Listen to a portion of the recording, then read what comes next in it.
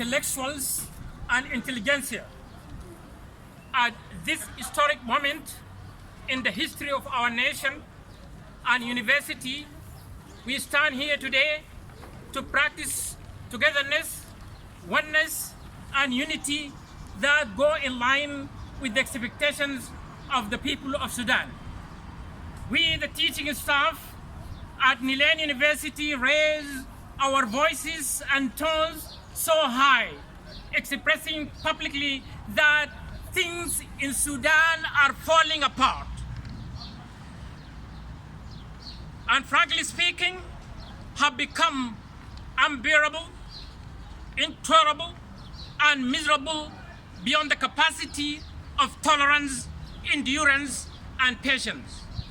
My colleagues, scholars, intellectuals, and intelligentsia, the tottering economy, the chaotic political scenes, the indecent life Sudanese people are experiencing this time as a result of poverty, hunger, and diseases. All these factors have motivated and serve as a driving force and stir the still pool inside all professors and teaching staff at Nilan University, and start thinking of mingling themselves with the people of Sudan and all the citizens. Dear professors, we by these moves and steps call upon the following bodies: the United Nations High Commissioner, the Human Rights Commissions worldwide, the European Union and Western countries, the international community, and Amnesty International to consider, investigate, and look into Sudan's situation from a compassionate ground.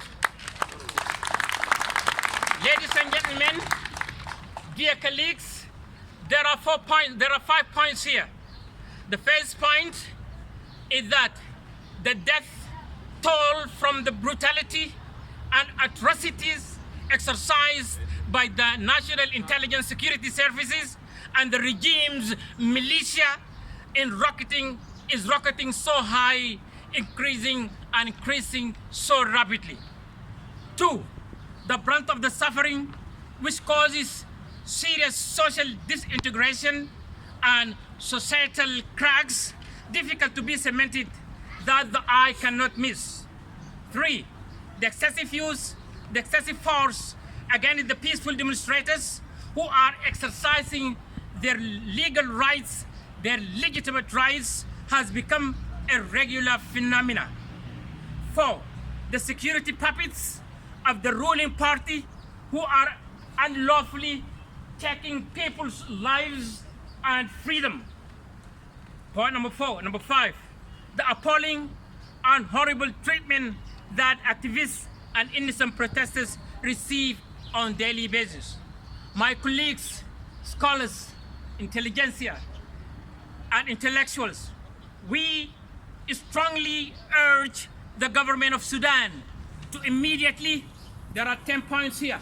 I'll start with point number 2, and then I postpone point number 1 later.